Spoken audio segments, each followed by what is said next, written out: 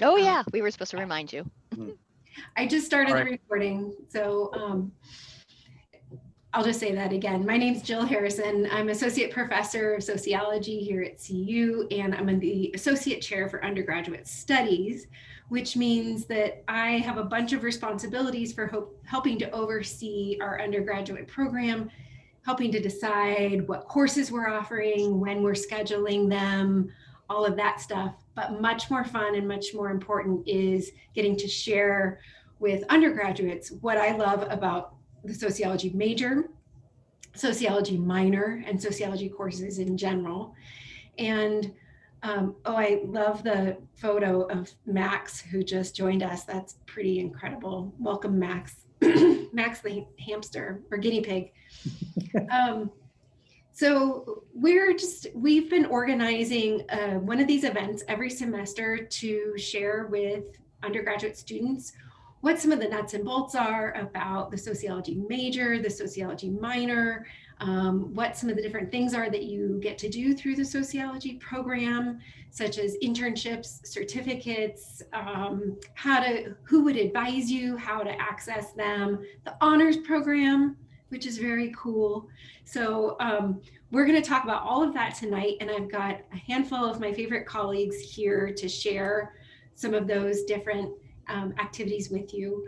So welcome. And a little bit later, we will do a raffle for a few prizes. They're good. You'll like them.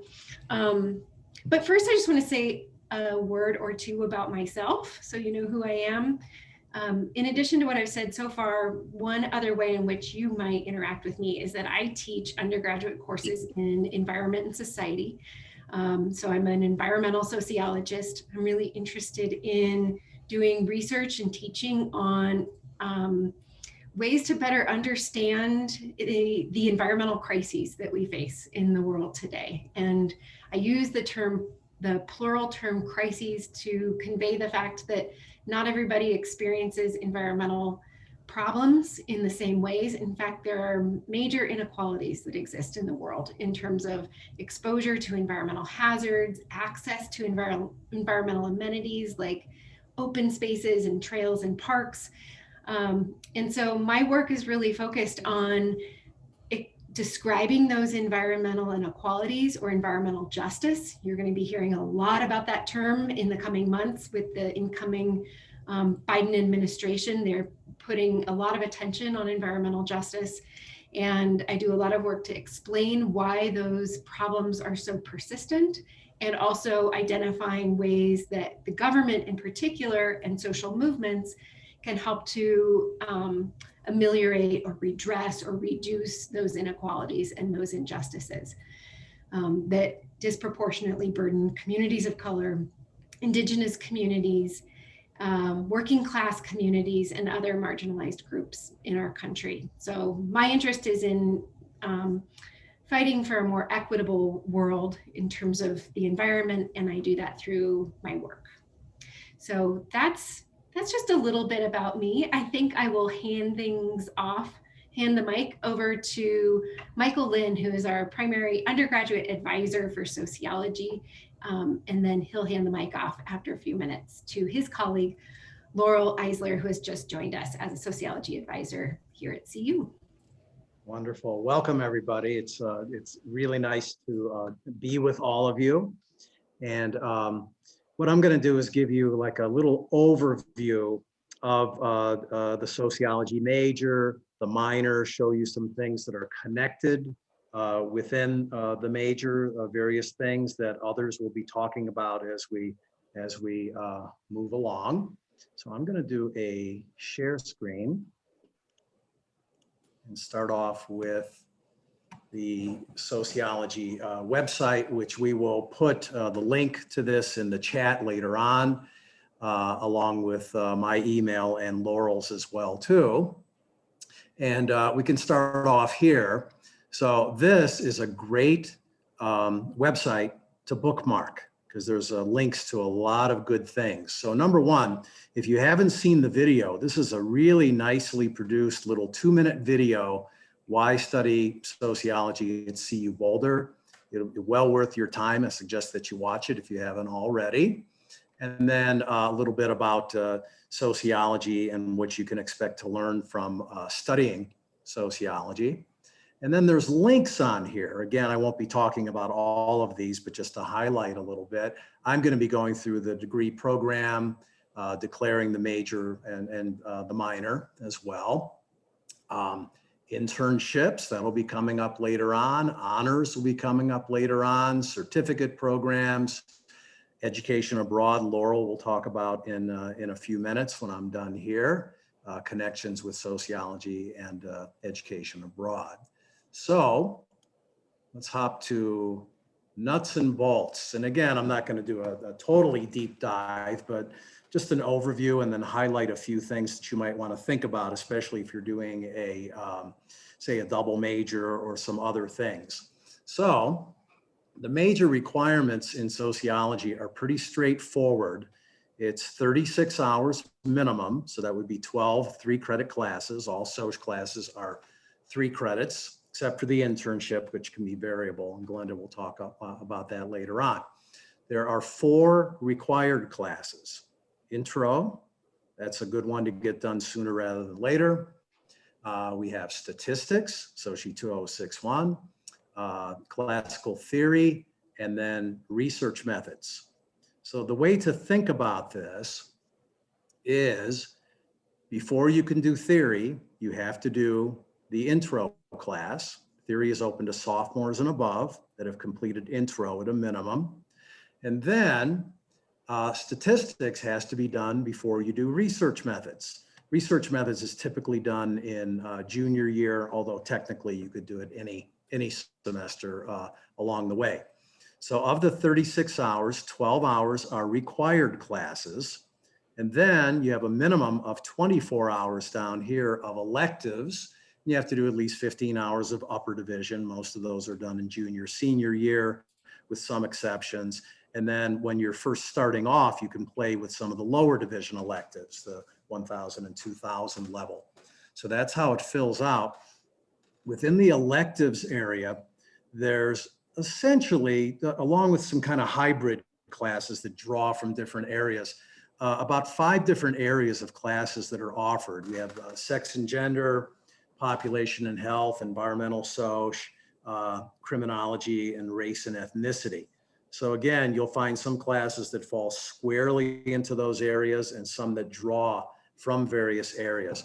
When you're filling out the electives area down here, so these are, again, are your choices. You can be either an unofficial specialist, or you can go all over the place. You know, you take one environmental, one crim, one sex and gender, go all over the place because everything's interesting to you. Totally fine. You can be a generalist or an unofficial specialist and stockpile a lot of classes from one particular area. Let me say a little bit about stats right here, SOCY 2061. If you're thinking of doing a major or an area of study that involves a statistics class, and the biggest one is psychology. We have a lot of psychology, sociology double majors. Psych will have a stats course. You have no choice but to take that class. We accept non-SOCY statistics courses to fulfill this area. So if you were a psych major, you would not have to take SOCY 2061. You could take Psych 2111. It would be brought into the audit. And then down here in the electives area, this would increase from 24 minimum to 27 hours minimum. You would have to do a SOCY elective course down here to get the credits that you wouldn't get in sociology from this sociology stats course. So again, if you have any inkling moving forward about doing something that you discover involves a stats course involved with that, then you want to hold off on taking this unless you really love stats, and then you might be taking multiple stats courses. Okay. Let me see, I went through those 36 hours, 21 hours minimum upper division of the 36 hours, C- minimum needed in any class to count towards the major or the minor. You have to graduate with at least a 2.0 in the major and then overall as well too. I just mentioned the stats course. We have an internship program. Again, Glenda will get into that as well. The minor is a little more streamlined. The minor is 18 hours, which is going to be half of the major hours. The only technically required class is, again, SOCY 1001, the intro class. And then you have to do at least 9 hours of upper division, 3,000, 4,000 level along the way to complete the minor. So some students start off at the minor and then they develop a real love for the area of study and they say, oh, I'm going to complete the major now. Some start off at the major and then other things happen and they change it to a minor. Either or, totally fine. Okay. So that's the basic overview of the nuts and bolts of the major and the minor. And again, the electives area where you're choosing your own classes, this is the fun. I mean, these classes too can be technically fun and interesting as well. But the elective courses is where you're choosing specific areas of study that you really like. And again, you can go all over the map or you can unofficially specialize because there are no tracks in the major. So it depends, you can build it according to how you want to. And you can go above this too. This is just the minimums in the major, 36 hours. But if you really, really start liking the major, I have lots of students that fall into this camp. You can go beyond 36 hours and do up to 45 hours in the major. So there's room to do 3 more classes beyond the minimums here. So now I'm going to hand this off. I'm going to stop my share and hand this off to Laurel. And we're very, very lucky to have her. Laurel worked at, how many years were you at abroad? With CU, 3.5. 3.5, okay. So I wonder, Michael, before we hand things off to Laurel to talk about study abroad, do you want to answer any specific questions folks have? oh, okay, sure, absolutely. Yeah, I thought maybe we were going to save questions to the end, but I'm totally fine. Yeah. Does anybody have any questions or concerns? About the requirements for the sociology major or minor? Yeah. And again, as advisors, we help you to track this very carefully, how the whole picture works, how sociology can fit into that whole picture, et cetera. It's what we do. So there's a question for the minor. Do you have to apply to get into it? You have to fill out a form to declare it, but you don't have to apply to get in like you would, for example, the business minor involves an application. Some other minors may as well too, but sociology, no. You can just simply declare it online and either Laurel or myself, whoever that you end up working with, contacting, we can send you an attachment that gives you detailed instructions on how to go in and fill out the form and declare it. Mm-hmm. Thank you. What else? Other questions? And you can ask some more later too, as they come to you. I will say one of the things that has been important to us in designing the major and minor is to design them so that you have a lot of flexibility to take courses that interest you. And we also put a lot of effort into offering a wide array of courses every semester. So you can, like Michael said, you can be a specialist, you can be a generalist, you can kind of sample different things and explore a bunch of different areas of sociology. And just to mention really quickly, some of the things that are coming up, but certainly abroad, classes can come in and count towards the major, obviously, but with both honors and internships and the certificates, there are sociology classes that are associated with those things that count towards the hours that you need in the major or potentially the minor. Great, thank you. And we'll talk more about those in a little bit. But first, Laurel. Hey, thank you, Jill, and thank you, Michael. That was a very kind introduction. As Michael said, I was previously working as an education abroad program manager in the education abroad office at CU. So studying abroad is something that I'm particularly passionate about. And now working with the Department of Sociology, I'm really excited for the opportunity to work with sociology students who are interested in this experience. Sociology aligns itself particularly well with the concept of study abroad. By studying sociology abroad, you'll get the chance to experience just how influential social forces and cultural contexts can be in building societies around the world. So it's a really impactful experience, and especially so for sociology students. And there are a lot of courses available worldwide that will fulfill sociology credit for you. So I'm going to take you through just a couple of things on the Education Abroad website to get you started if this is something that you're interested in. So I'm going to share my screen here. So this is the homepage of the Education Abroad website, abroad.colorado.edu, and I'd be happy to share that link in the chat as well if that'll be helpful later on. So when you're coming here to kind of start the process, get some more information, the first thing you'll want to do is click on this Get Started link. So this is going to tell you the first few steps you need to take to better familiarize yourself with the study abroad process. The first is Abroad 101, which is a very brief, maybe 15-minute Canvas course that is essentially your first advising session. So it'll take you through requirements, program types, how financial aid works, all of the basics for the application, and then you'll be able to connect with an Education Abroad program manager or advisor once you've completed that.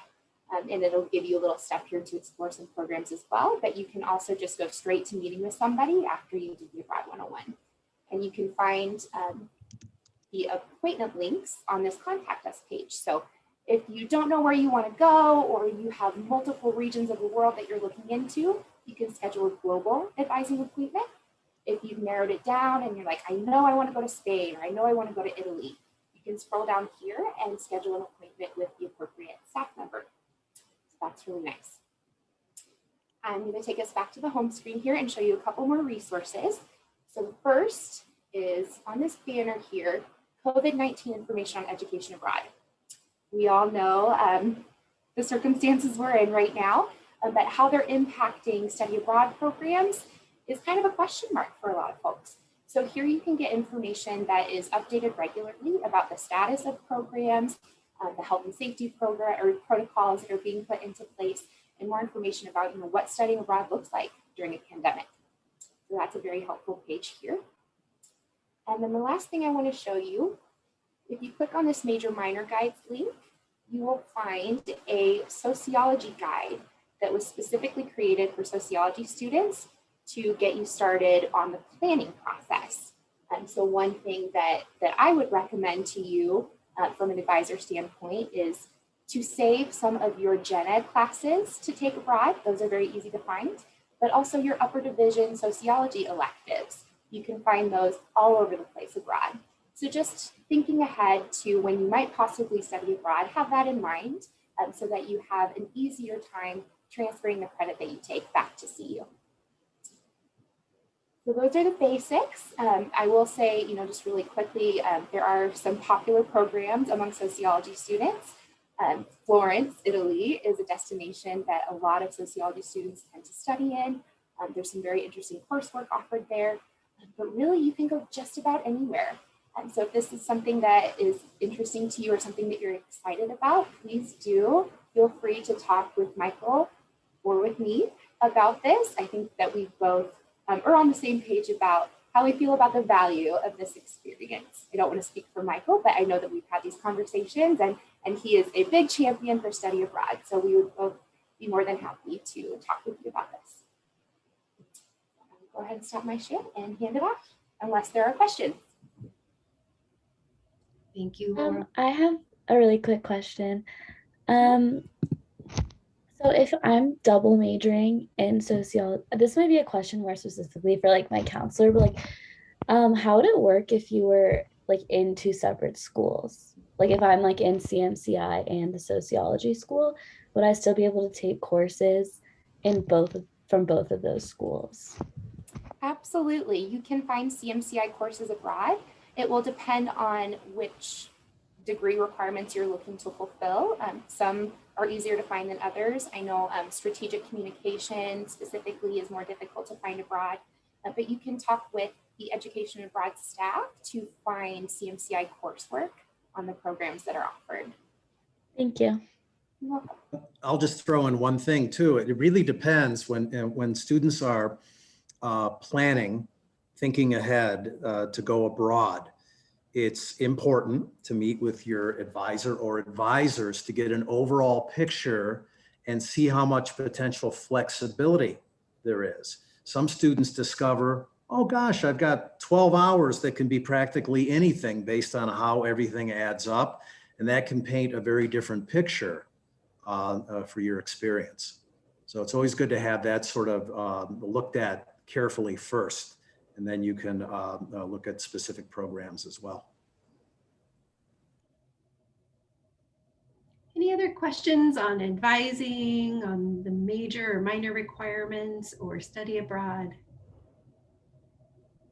Michael, will you and Laura, will you or Laurel, will either of you put a link in the chat to how folks can find you too? Yeah, I just put in the link to the screen that I shared earlier, and that has a link to abroad as well as other things as well. So. Great, thank you. We are so lucky to have such great advisors, truly. Yeah, so all right, I think I will turn things over to Glenda Walden, my illustrious colleague who's in Vermont but does so much for our department. Hi.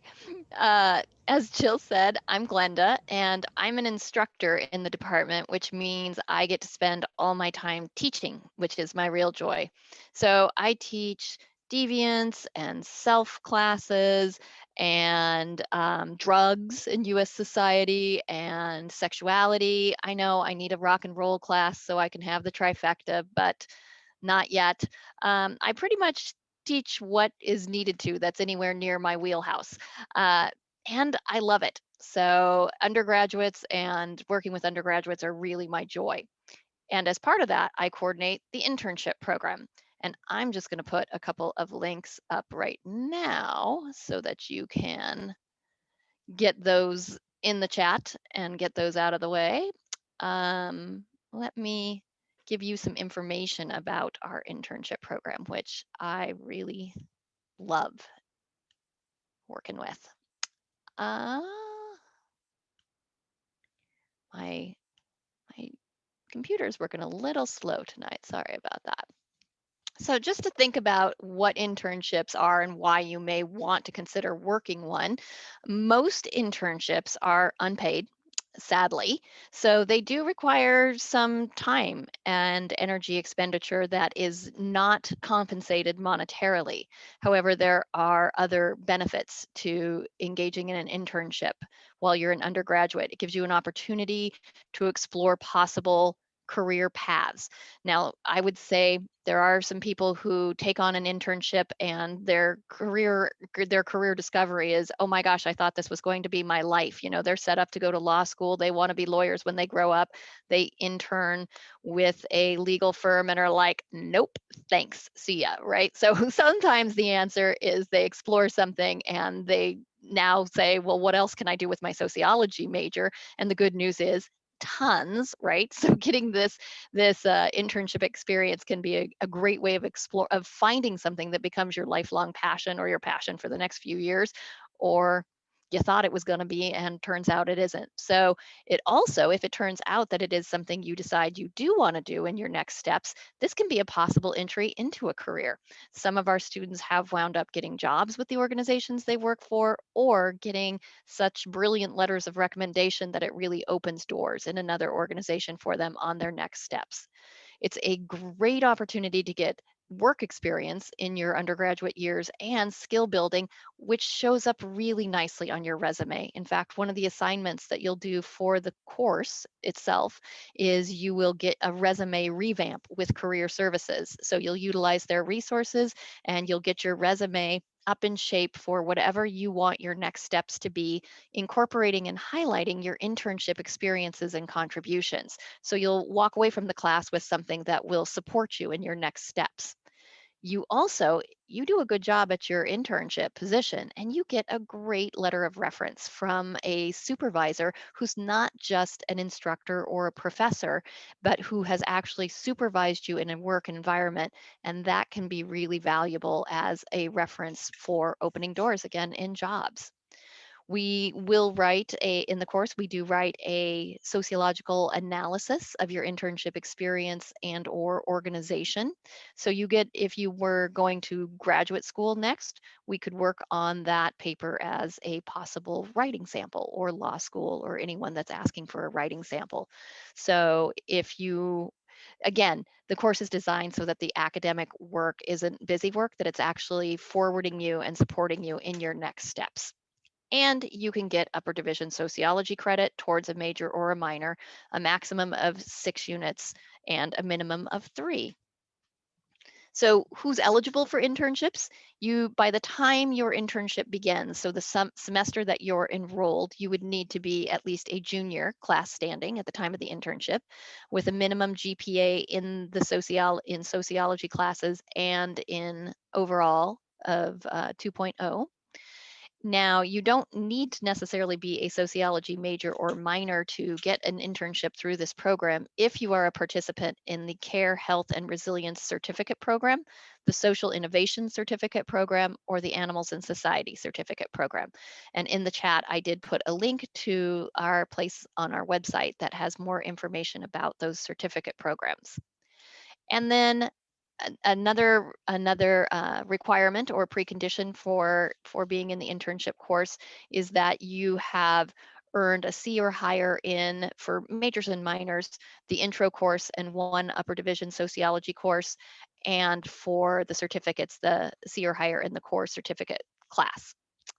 So it's very minimal, and we have you fill out an application. The application is on the website.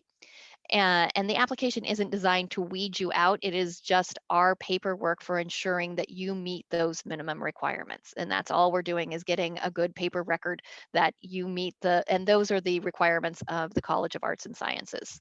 And so that's the application process. Yes, there is an application, but it's not one that you're gonna not be accepted as long as you meet the requirements.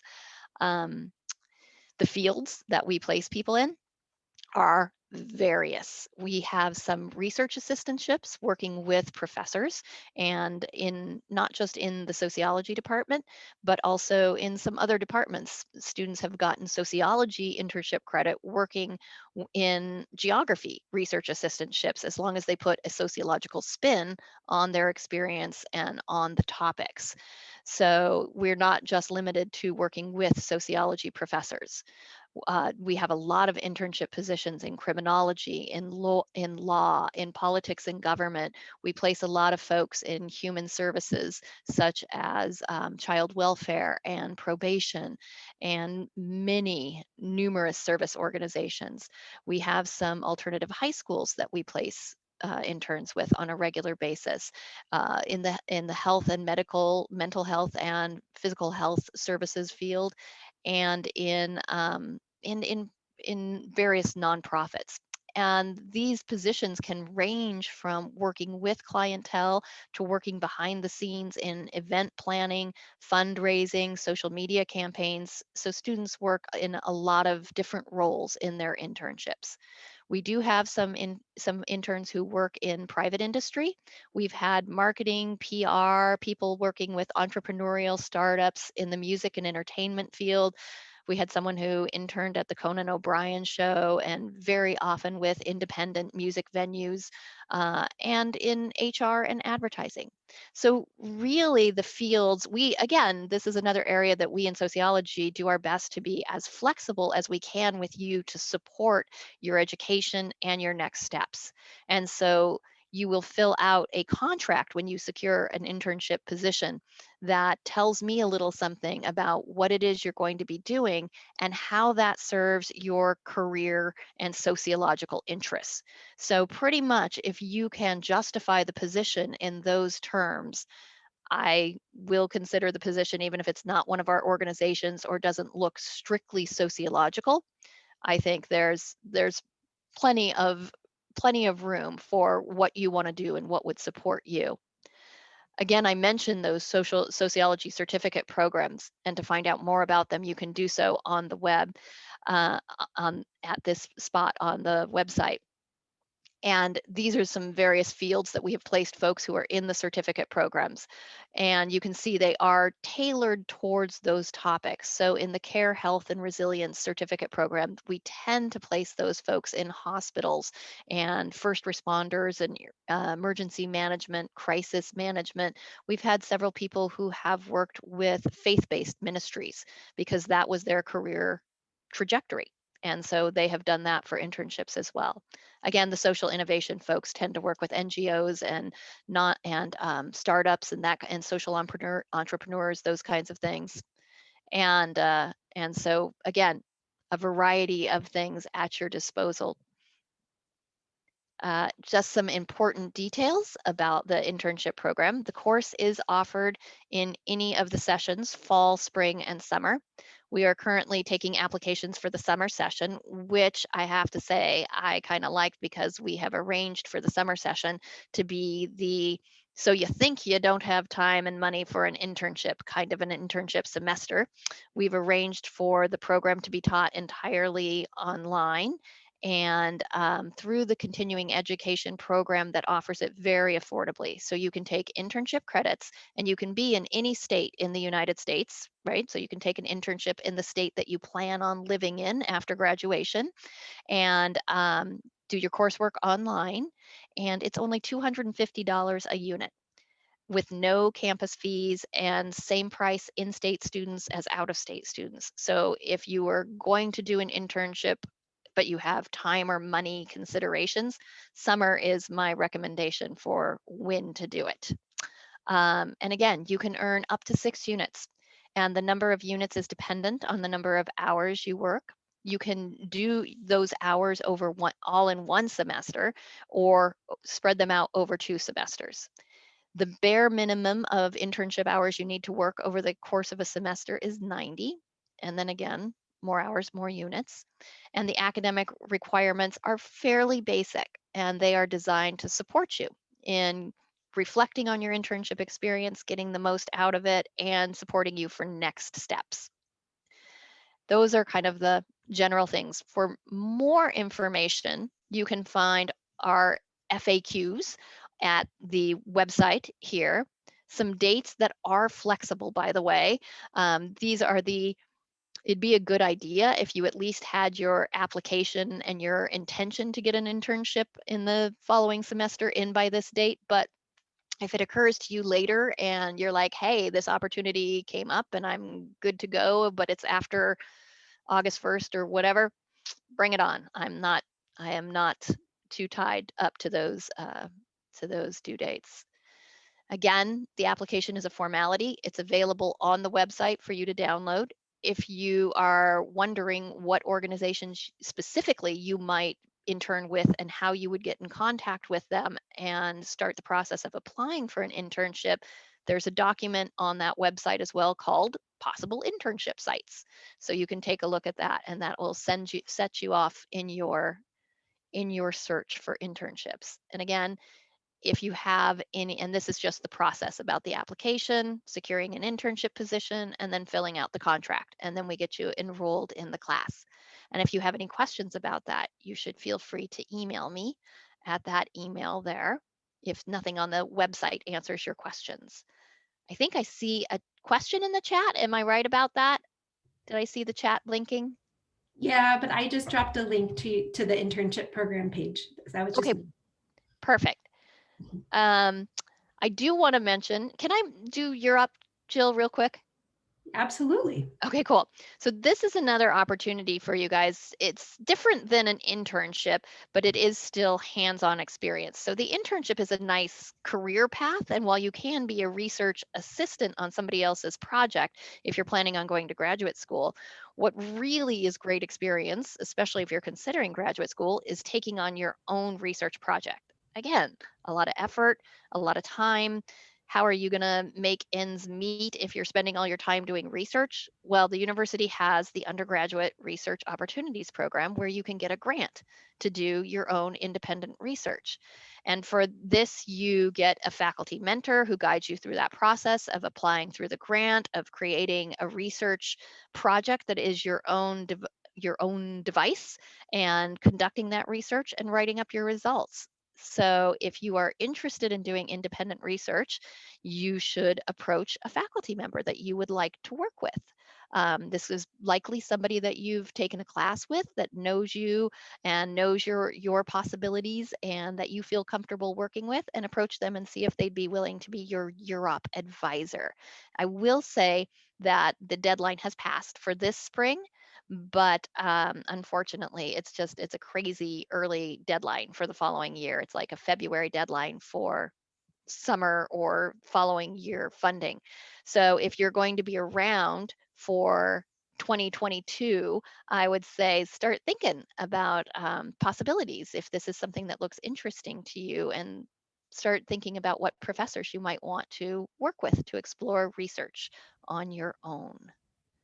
Sorry, I know that was a sidelight, but it's like, here's the research channel, here's the career jobby channel. So thought I would get all those in.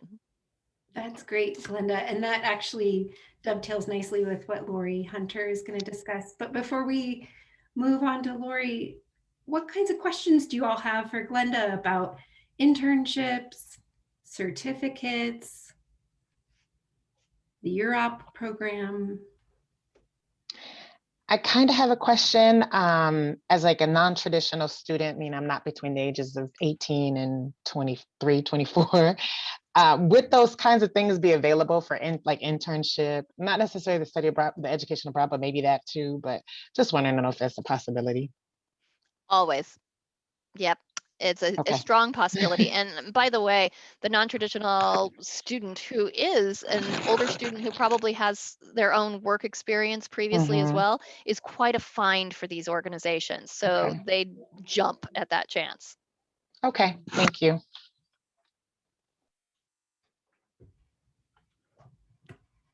What else? Other questions? What's the animal society certificate? So that is a certificate program in our department. Leslie Irvin is the director of that, and it has a course, excuse me, a tract of courses that you would take that would fulfill the requirements, as well as an internship possibility, usually working in animal welfare. And Leslie actually supervises that internship course. Again, information on that is available at that link on that Jill posted on certificates, and that I posted earlier too. And I just put that back in there. Great.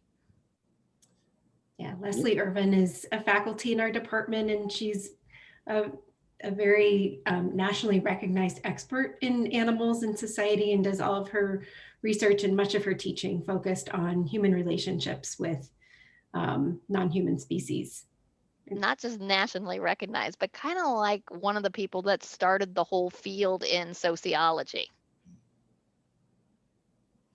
Glenda, if I could ask you a question that might be on the minds of some of the students here, and certainly I hear it in advising appointments. A student wants to do an internship. They have no idea how to get started. Would they contact you? I mean, Laurel and I could certainly, and perhaps other people in the department could give them some tips on how to get started, but what would you suggest?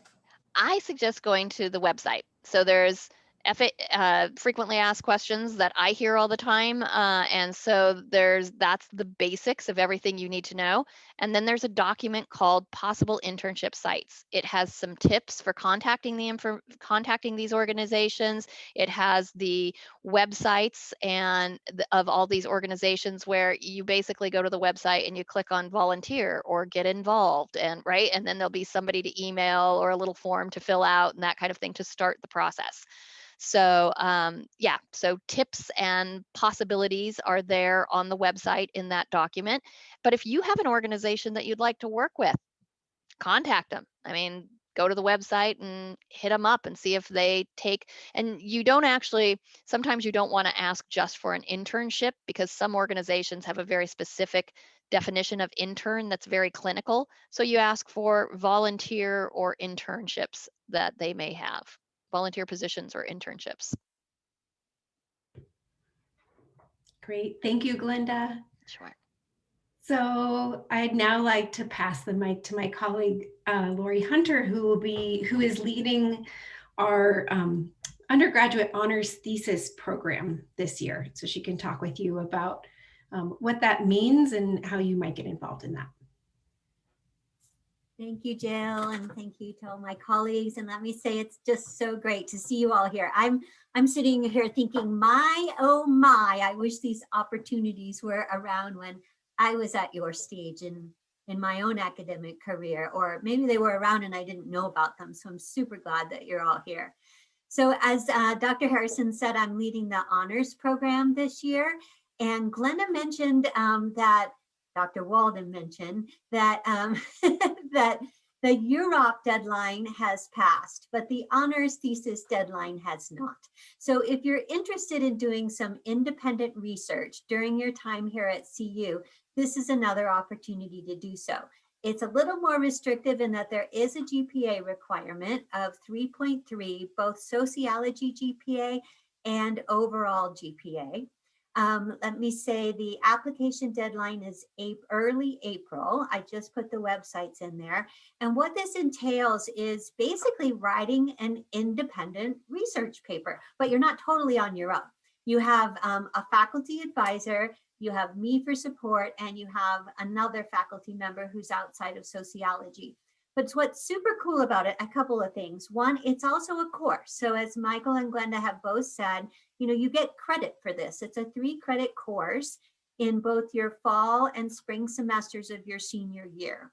And we don't meet every week for this course, but we meet a lot of weeks. And mostly it's sort of a support group. I provide guidance, people check in, students help each other. It's really a fantastic way to just make sure that people are on track as far as developing their project.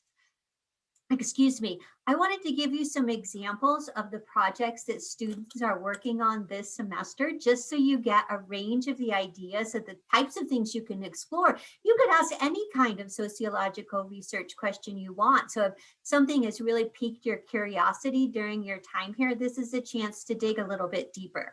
So I made some notes. Let me tell you what they're working on. One student is working on volunteerism and the motivations for volunteerism, and she's really curious about, do they change in the context of a crisis like COVID? Another student is looking at Indigenous perspectives on the environment and the way that those perspectives are woven into culture. Another student is looking at non-binary individuals and the ways in which they perceive sex education in high school. Restorative justice is another topic, and its applicability to the context of professional athletics. Another one, climate grief in adolescence. So you see, these are totally wide ranging, and you really get to choose it. So if something, again, has really piqued your curiosity, I would suggest reaching out. So I wanted to also mention, because this relates to Glenda's point, there's one student who's doing a thesis now who built on an internship. So she was an intern at the DA's office here in Boulder last year, and she used that contact to design her project. And she's going to be working with the DA's office to examine prosecutors' decision-making process and think about how the principles of justice and ethics sort of feed into, or don't, into that decision-making process. So it was a really nice combination of the internship and the honors thesis. Let's see, so you write your thesis through the course of the year. In the spring semester, you do what's called a defense. And I'm super sorry that that sounds like such a scary word, but it's not really that scary. It's an opportunity for you to present your work to your committee members. So that's me, it's your other faculty advisor and your outside committee member. You give a presentation and we talk about it. We ask questions and you answer them. I mean, you've been living with that research project at that point for an entire academic year. So you are the expert. And I tell you, it is such a delight to watch students present their work that they've worked so hard on over the course of the year. And then that committee provides a recommendation to the College of Arts and Sciences Honors Program. And the people in that program, the Honors Council, decides the level of which you will graduate with honors. You've probably heard Honors has magna cum laude, summa cum laude, and cum laude. And those are distinctions that are added to your diploma, to your graduation. And the level of honors is determined by your GPA and by your process through the thesis throughout your senior year. So, you know, your question, the way you implemented it and wrote it up, and your thesis defense. And so it's a real honor. Sorry, I'm using that word again, but it really is it is quite an honor to get this extra level of accolade. You know, you should be really proud of yourself. It really makes you stand out, I think, when it comes to applications for jobs after college, for graduate school, for law school, for med school, whatever you intend to do.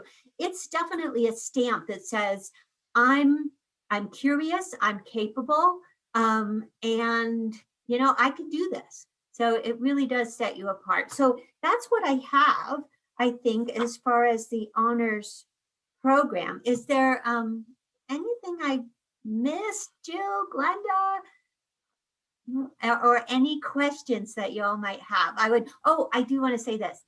If you think you're interested, don't wait until April 5th, which is the deadline to apply. I really want you to come see me in my office hours, or just send me an email and we'll find a time to visit. Because between now and then, what we want to do is I want to brainstorm with you around your research ideas. We can play with them a bit. We can sort of think about how you might craft that into a manageable project for your senior year. And I will help think through what professors might be good for you to try to connect with. And I will help you make those connections. Okay, so let me help you think about this, and let me help you implement it. Okay, so come see me in my office hours, or send me an email, and I'll let you know when that is and how you can find me. Okay, all right. Any questions? Yeah, forgive me if I missed this, but, and this is listed on the website as well, but going into your senior year, if you are serious and you want to do an honors thesis, you would want to have, of course, you're probably going to have a lot of sociology done, but you'd want to have the theory class done, and you'd want to have the research methods class done before the senior year begins. Yep. And there are students who do those in the summertime in order to slip them in right under the radar. And if you're just not able to get it in, talk to me. And we have allowed for students to be doing, say, the methods and the first semester of honors simultaneously. But you definitely would need to have it done before spring semester of your senior year. So please reach out. Any questions? I love hearing about the topics of the honors theses that people are doing this year. I mean, that's just incredible. They are so creative. And I tell you, I got really emotional. We had class on Tuesday, and you know, I asked the students, we do a round robin, and they talked about the progress they've made and the challenges, and listening to them speak and thinking about how far they have come from when we first met the first week of fall semester. I tell you, it's just mind-blowing, and so cool to see you guys really implement, you know, what you've learned over the course of these last years. It's really neat. And I had them also briefly mention what they've most enjoyed about the honors process. And a lot of it was, you know, they enjoyed seeing them, they enjoyed their own success, right? They started this out thinking, oh my gosh, I have no idea if I can do this, right? And here they are, and they've done it, you know, and they're really proud of themselves, and they darn well should be. So, so anyway, think about it. What questions do you all have about the honors program, or anything else that we've talked about, or things we haven't talked about that you're curious to learn more about with regard to sociology? I had a question about the honors program. So we should apply in our junior year so that we can begin it the senior year. Okay. That's exactly right. Yep. So, but let me say, if you're off cycle, still please reach out to me. For example, we have 2 students now who are going to graduate in December of next year, so fall semester. So right now they're in their first semester of their honors program, right? So they're a little bit off cycle, but that's perfectly possible. So if you are, please don't let that stop you. But yes, typically people apply in April of their junior year and then start the course part of it in fall. You also can make some progress on your thesis over the course of the summer, and you probably should. And I can help you think about what that might entail. Thank you. Is that good, Riker? Thank you. Was there another question in the chat? There's a question that might be for Michael Lynn. I don't know if you know the answer to this, Michael, about what's the average graduation time for a sociology major? Is it 4 years? I saw that pop up, and it would not be any different than any other potential area of study, with the exception of something like, for example, engineering might take 5 years for a lot of students, even longer. But the sociology major, I guess the best answer is it depends. It depends on your overall situation, how many hours you're comfortable doing on average per semester.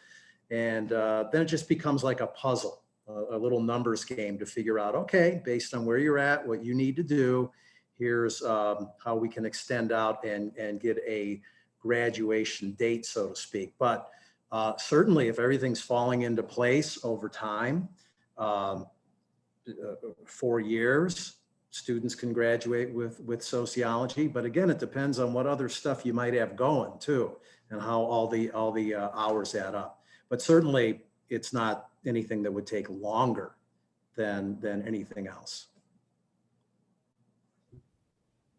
Great, thank you. What else? Anything you're wondering about? I have another question about the minor. So I'm taking a deviance class right now. Would that count towards one of the 18 credits? So I guess with taking the classes, would you be able to do like 2 1000s and then like 1 2000s and then maybe 2 4000s and a 1 3000? Depending on the credit hours to fulfill that requirement?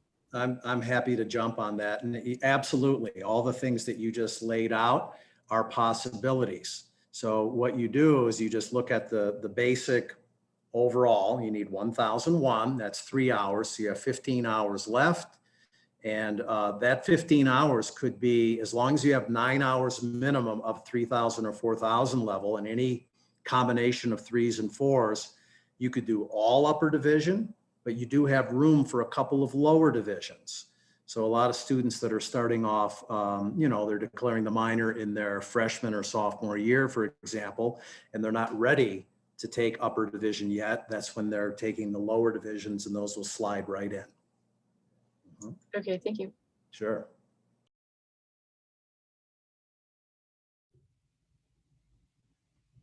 What else?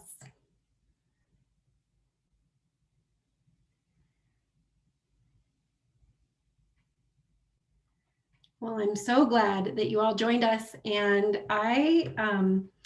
as promised, we have a couple of raffle prizes that we use to entice some of you to join us here this evening. So I've got 3 prizes. They are gift certificates to either Grubhub or Amazon. We had some trickiness getting some other gift certificates that we thought we could include in there. So you've got a couple of choices there. And what I'm going to do is actually, I'm going to do a random number generator, and I've got a list of you here. So I'm going to use that list in order to pick a couple people.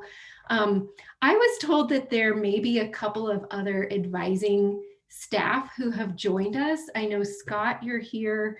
I didn't know if you wanted to say hi or if you're happy being a fly on the wall. Are there any other staff here who want to say hi? You're out of the running for the raffle, Scott. Oh, and Emily. Take me out too. I'm good. I'm just happy to be here and learn bits and pieces about the department. So thanks so much for hosting. All right, welcome. You can take me out as well for raffle, Jill. Okay. Elise and Emily. Okay. These are for the students. And while I'm doing this, feel free to ask other questions that might pop up. Okay, lucky number 7 is, let's see.